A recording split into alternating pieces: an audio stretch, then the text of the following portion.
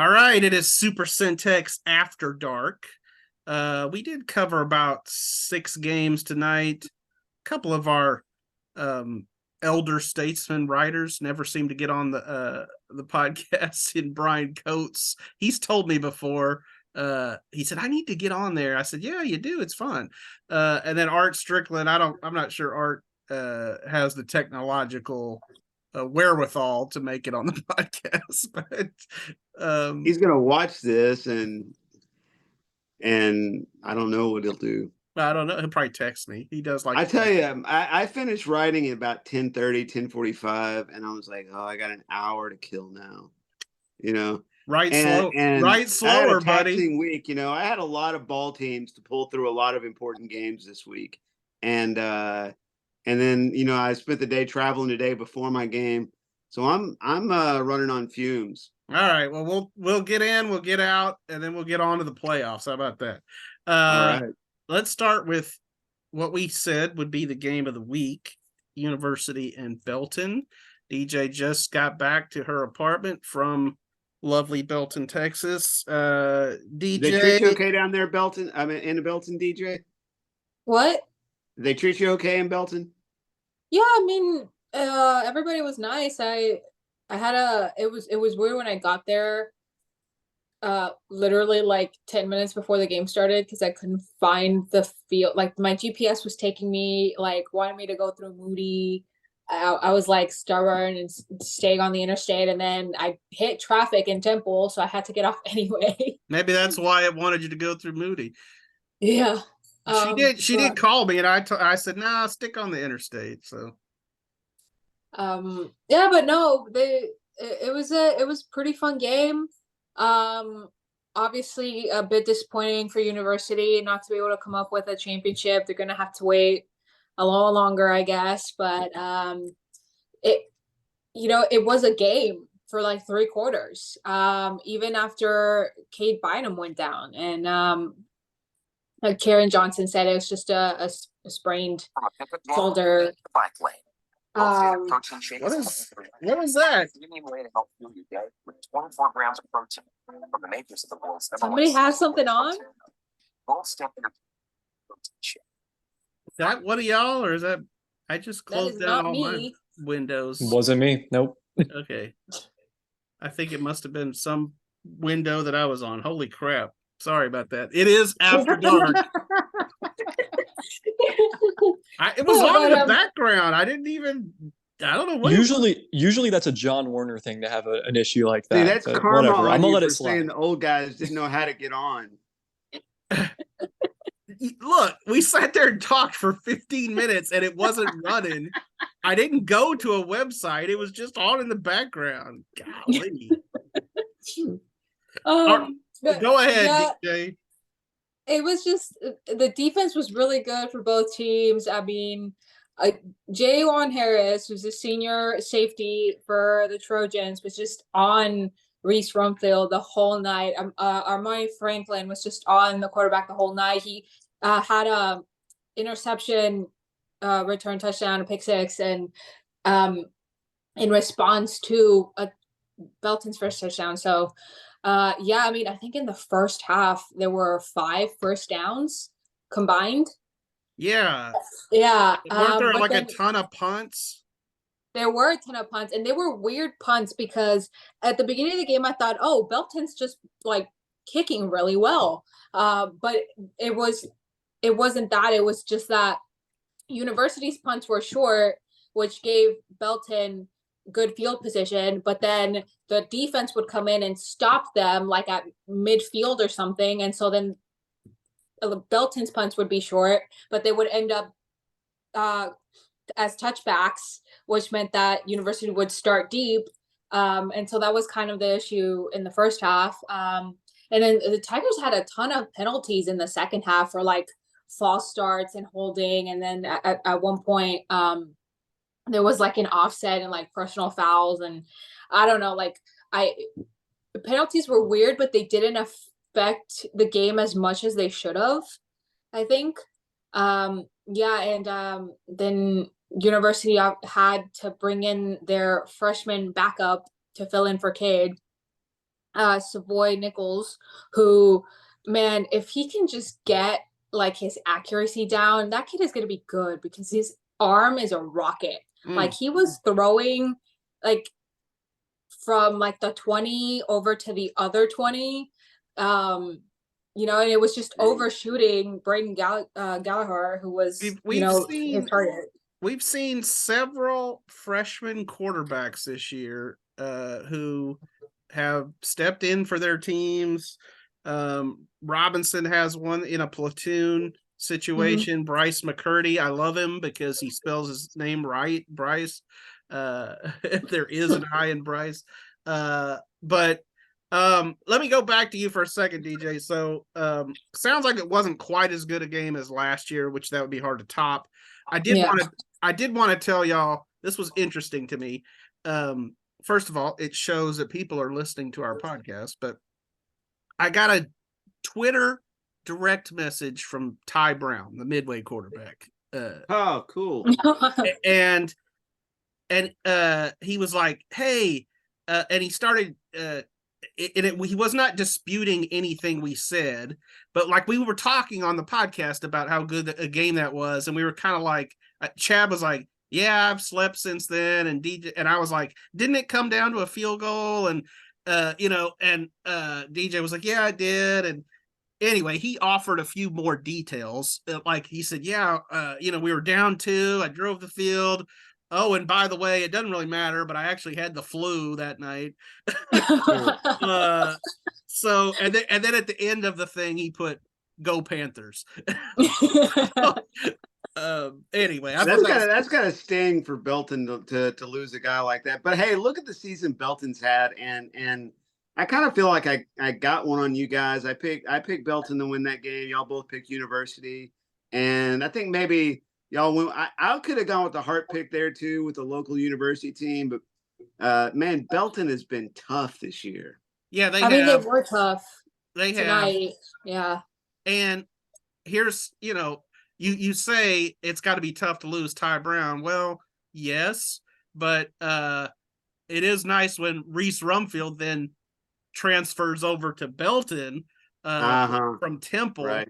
So yeah, it was kind of like lose guy but get a guy. So yeah, and I mean Reese Rumfield was just probably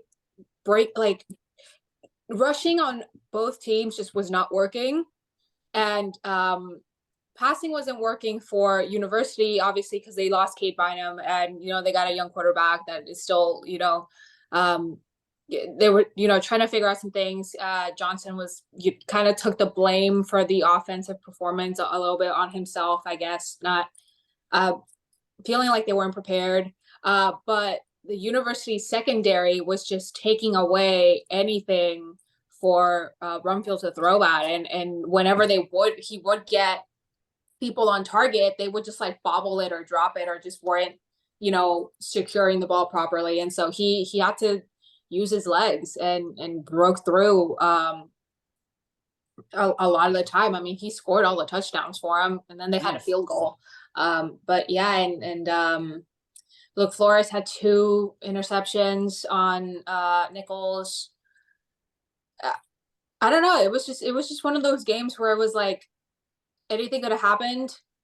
And Belton came up to the win. I know I talked to Sniffen after the game, and he was saying how they just were not thinking about this is a district championship. Like we're just gonna focus and play, and they did that. And now both these teams go into the playoffs, and even Johnson didn't really seem like super down about losing. I think right now they're just more, we're going to go into the playoffs. And well, both of them have another week to play, and they're guaranteed another week to play, and that's the big thing. I mean, a district championship is nice, you want one, but playoffs are the ultimate, is what you're playing for. And hey, are we gonna let Michael talk tonight? I was gonna say both Marlin and Valley Mills also playoff bound.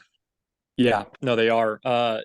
Kind of an interesting game, actually. You mentioned that it was kind of both of them basically had their spot set in a way. I know Valley Mills probably could have been maybe the 3 seed instead of the 4 now that Crawford's obviously in. But that was a really, really weird game. Coach Torres said after, he was like, senior night can get weird sometimes, and it really was a weird one. It was tough sledding early on. I think I mentioned in my story that Valley Mills was only able to score off of Marlin mistakes, courtesy of a botched punt reception near like the 23-yard line on the short side of the field. And then the second one was off of a fumble. They scored off of a Marlin fumble. So, took a 14-7 lead into the half. And I know Valley Mills was feeling good about it. I know y'all 3 were probably sweating because y'all all picked Marlin. But to Torres's credit and to that team's credit, they outscored them 21-7 in the second half and came away with it. There were a lot of clock malfunctions in this game. I mean, like really bad. I don't know if y'all have had someone who just like straight up didn't know how to work the clock in a game before. And I hate to out this lady because like she was really nice to me, but man, like she did not know what she was doing straight up. Like I'm just gonna keep it That'll real. happen from time to time, but the more important question was Marlin radio guy there. Oh yeah, so I don't know if y'all could, like, I don't know if y'all were listening to him tonight, but he was just kind of like cruising along, and he tried to like downplay the clock issues as much as possible, but it was so bad. Like I felt so bad for. I mean, it affected both teams kind of, but really, I wonder if that was their backup clock operator. I have no. I've never been to Marlin before. I don't know who this lady was, and I was just like, to Coach Featherston's credit, I mean, he kept it real after. He was like, look, like, may have been a factor, but like we still had chances to win that game. There's no, like, he wasn't using it as an excuse, basically, which, I guess props to them for that. But yeah. Well, what I really want to know is like, what was your favorite nickname? Like, I know it's always ring my bell, right? He said that. I can't, man. He said he had to have said a couple others. Maybe I think I was too distracted by looking at the clock and wondering why it was rolling after an incomplete pass. But yeah, no, it was good. Unfortunately, Say a Prayer Jones has graduated. Yeah. Super Mario's still there though. Yes. I heard a couple Super Marios. That was good. That was definitely prevalent for sure. But no, I mean, so Marlin obviously finished an undefeated season. In the first half, I was thinking to myself, really, like, these are the undefeated Bulldogs? And really, like, they didn't look that imposing. I think they were just kind of in a trance, like a postseason trance. They kind of knew that they were in, and it's hard to get juiced up for a game when you kind of know your status already. Yeah. And there was some talk that I heard among different people that they were wondering if Marlin might rest some of their guys. So on that note, I think they did rest one guy, William Workman. I don't know if he plays a huge role for that team. Yeah. He's been doing really good for him this year. So I didn't see him out there like at all. I saw him on the sideline, but everyone outside of that, Jordan Womack, he was incredible in the second half. Their quarterback Suitors, Coach Torres said he didn't want to play him as much as he had to, but he had to play the whole game so they could win. He was really good down the stretch. And then I had mentioned in the story defensively, Kier Young. My goodness, that guy is a menace on the defensive line. Like, Coach Torres said he had like 4 or 5 sacks. I counted like 3, but 4 or 5 sacks and a couple bat downs. I mean, he was just like straight up probably won them the game on defense in that fourth quarter. It was unreal. Well, we'll see what Marlin and Valley Mills can do in the playoffs, but shout out to the 2A fan that emailed DJ this week. We covered several 2A games this week, and that was one of them. Meanwhile, Chad also was at a 2A game. And we have like 2A is a big slice of our pie. It is. We cover them plenty. You saw Axtell complete a 10-0 season. What do you think of the Longhorns? Well, the first thing I got to say is they have created a vibe there in Axtell. Like, you used to show up in Axtell and it was like, okay, we're going to play high school football and, kind of do it in an inconspicuous way and not, I had a hard time parking an hour before the game in Axtell tonight. Like, I had to walk a long way from where I parked into the stadium. I was in a similar situation in Robinson, but go on. And then there's like a carnival atmosphere. The stands are full like 45 minutes before the game. they had a helicopter fly in the game ball. What? Yeah, I saw that on yeah, Twitter. they had That a was Axtell, nuts. helicopter That fly was in the- nuts. Yeah. I Yeah, mean, that was nuts. honestly, I don't Fantastic. think it was like. I mean, there's like a bunch of game balls, so I think it was like more symbolic than anything. Did, But it did was like a somebody jump helicopter. off of the helicopter? Or? No, they landed it. They landed the helicopter at midfield. Okay. It was quite a scene. I got pictures of it. I got actually my iPhone, my Instagram Happy Friday Night America picture was my best picture that I got of the helicopter landing. Nice. Okay. When I got with my actual camera, those weren't as good. But I had fireworks, and they always have fireworks there, I guess. Like, you know how teams will shoot a cannon? Like, Axtell's gone a step further. Now, Axtell probably is like one of those like fireworks stand hubs, you know, of Central Texas. But like when they score, they shoot off fireworks, right? And like I'm sitting there in my car, like trying to work on pictures at halftime, and I feel like somebody's tapping on my window, and I'm like, who's screwing with my car? What's going on here? And I look back, and it's like a fireworks show back behind me. They did a whole fireworks show at halftime. Wow. So like they've created an atmosphere in there in Axtell, and of course, they rolled to a win. They were up 22 nothing at halftime. Even though I think Coach Horn was feeling like it was a little bit sloppy. He wanted to see, you know, a little higher percentage of scoring on possessions and whatever. But you know, one good thing in Class 2A, if you can have several playmakers, you know, in terms of ball carriers on offense, that's a big check mark. That's a big, you know, thing in your corner in 2A. And Tyson Michelle has been a good running back for a couple of years for them. He started off with a 35-yard touchdown run. He might have been their most consistent offensive guy tonight. Colton Horn looked like he had a little bit of a muscle soreness in his leg, but he still scored 2 touchdowns, including an 80-yarder on kind of like an out pass. And then Kelby Hollingsworth is another playmaker for them. And Levi Leathers hit Ethan Porter for a 60-yard touchdown. So a lot of guys making plays for the Axtell offense. Looking at their schedule now that they get into the playoffs, the degree of difficulty is going to go up, because I'm looking around. Dawson was a pretty good win for them, 22-20. Italy, 36-30. That's an okay win. But there's a lot of, there's a Hubbard in the mix, a Bartlett in the mix, a Moody in the mix, you know. So there's a lot of those type of games in their 10-0 record. It'll be interesting to see going forward if they start to ramp up that non-district schedule and start, Beefing it you up. know, Yeah. I'm really curious to see Valley Mills and Axtell. That's going to be a really good game, I think. Yeah. Is that the bi-district game? That's the bi-district game. Yep. And Horn said it's tentatively for McGregor on Friday at 7 p.m. Nice. Nice. Well, That's what Featherston said. We'll probably Yeah, undoubtedly. he said the same thing. Yeah, we'll probably cover that for sure. Let me talk quickly about my game, which I was at Conley and Robinson tonight. Did not get a chance to see Kiefer Sibley play. I would have loved to have done that, but Sibley, Kobe Black, Malachi Knowles were all out for Conley. Maybe even one or two other guys. Jabarian Vincent kind of limped off the field at one point late in the game. So Conley is bruised, but they're tough, buddy. They're tough. Jalen Nobles was huge tonight for Conley. Of course, Chad saw him score a winning touchdown. Conley's the king. He made a like a 46-yard catch to the one.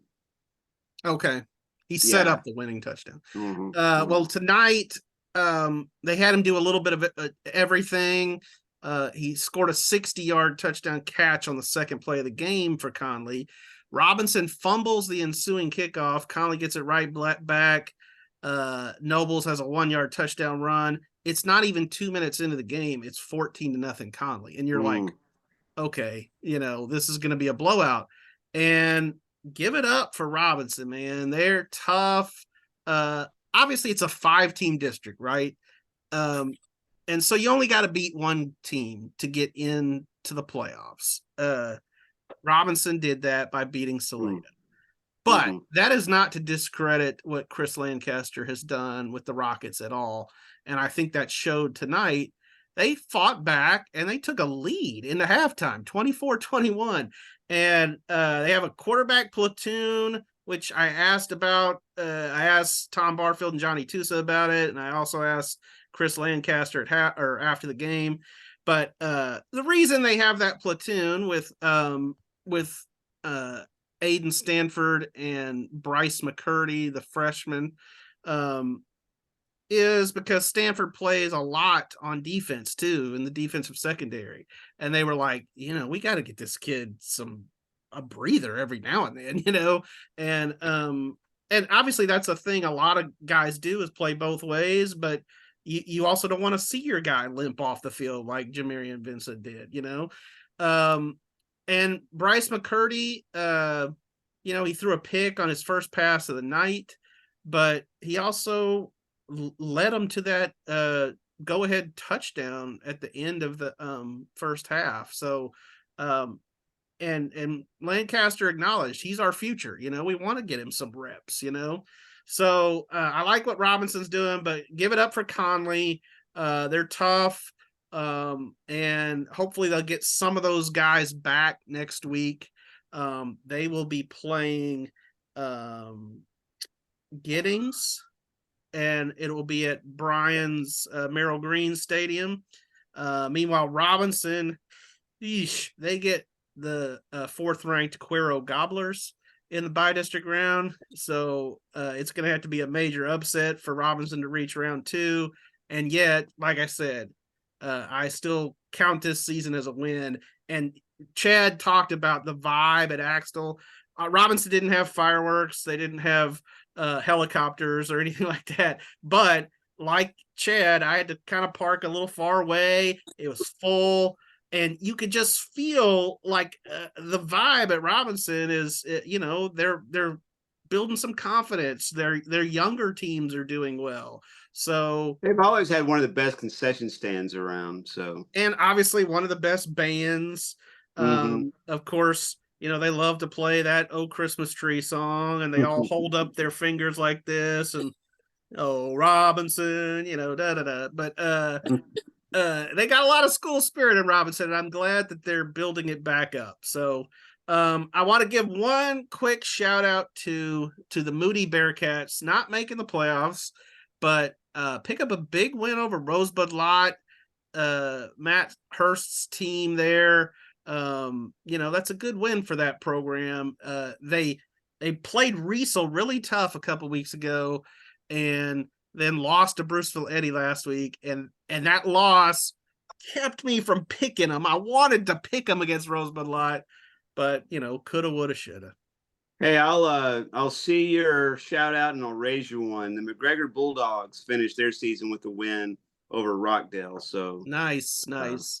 And Ooh, we know nice. We know what Mike Shields been dealing with. So, good for McGregor.